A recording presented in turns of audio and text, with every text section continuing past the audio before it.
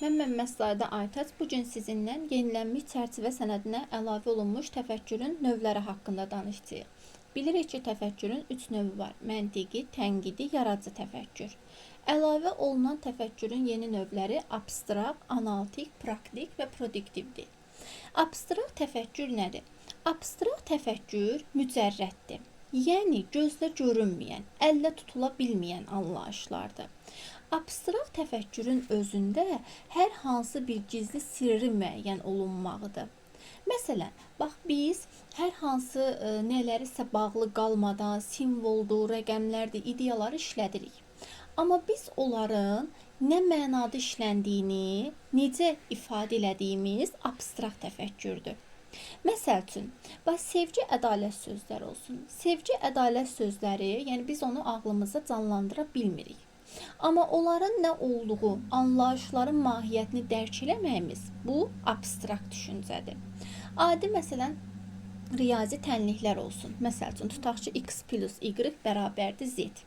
Baxın, buradakı həmin bu riyazi tənliyi həll eləməyin özü artıq bizim öz beyin məhsulumuzdur. Abstrakt düşüncəni nəzərə almış oluruq. Analitik təfəkkür nədir? Analitik təfəkkür təhlil etmə mərhələsinə uyğun gəlir. Yəni, qarşıya çıxan hər hansı bir məsələ, problemi hissələrə ayırır. Kiçik parçalara ayıraraq səbəb-nəticə əlaqəsini qurur və məntiqi nəticəyə gəlir. Ümumiyyətcə, nələrisə təhlil eləmək, analiz, sintez eləmək analitik təfəkkürdür. Məsəl üçün, tutaq ki, avtomobil də xarab olubdur, bilirik ki, motor işləmir. Yəni, biz burada artıq həmin problemi neyinirik? Mərhələ-mərhələ, addım-addım təhlil eləyirik. Bu artıq nəyə aiddir? Analitik təfəkkürə. Praktik təfəkkür nədir? Praktik təfəkkürdə biz artıq adından göründüyü kimi hər hansı bir işin necə ediləcəyini və artıq nəyi edəcəyimizə fokuslana bilirik. Yəni, praktiki icra mərhələsinə aiddir. Hər hansı qarşımıza çıxan real həyatda nə isə həll etmə qabiliyyətimiz praktiki təfəkkürdən bağlıdır. Produktiv təfəkkür nədir? Produktiv təfəkkür yaradıcılıqdır. Yəni, yeni ideya, orijinal yollar təklif eləməkdir. Tutaq ki, hər hansı qarşınıza bir fikir çıxır, siz ona daha yeni bir fikirdən, yeni bir həll yolundan yanaşırsınızsa, bu aid olacaq nəyə? Produktiv, yəni yeni, yaradıcı düşüncəyə.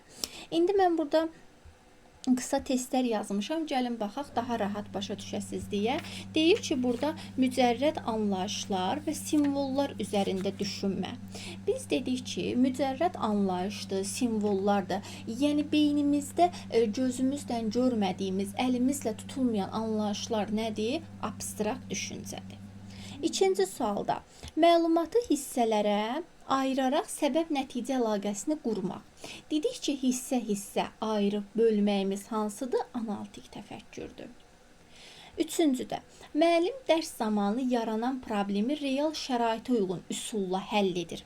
Baxın, real şəraitdə artıq bunu praktiki icra eləyirsə, demək artıq burada nə olacaq? Praktiki təfəkkür olacaq. Yəni, onu artıq realda yerinə yetirir, icra eləyir. Standart üsullardan fərqli, yeni və orijinal həll yolu. Demək, artıq burada qeyri-adi, yenilikdən yaradırsa, demək olacaq nə? Olacaq produktiv təfəkkür. Riyazi düstur üzərində məntiqi düşünmə və anlayışları ümumiləşdirmə.